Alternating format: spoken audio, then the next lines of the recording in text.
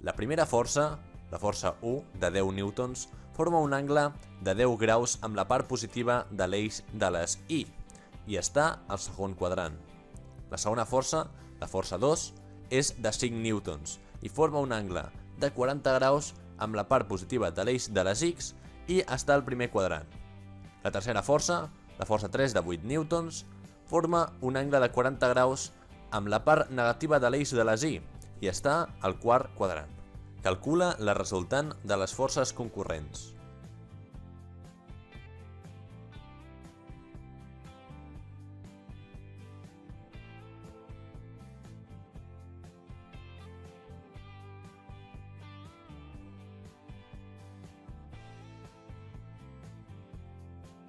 Acabem de dibuixar la gràfica amb les característiques que ens diuen.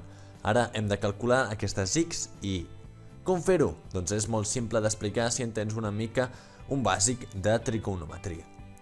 En aquest cas, de la força 1, si volem trobar la X, hem de saber que és el sinus dels graus que té i també que és igual a la divisió de la X, que és el que estem buscant, entre el valor de la força en la que estem calculant.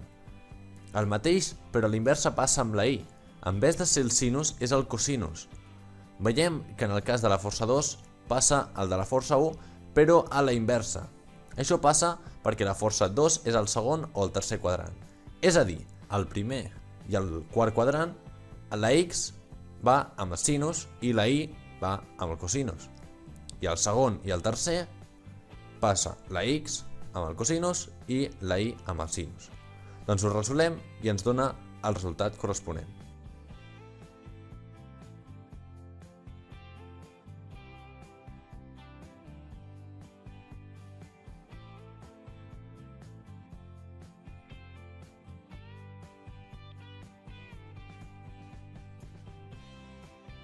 Hem calculat aquestes X i Y per saber la longitud i poder simplificar de manera fàcil sobre l'eix d'aquestes X i Y.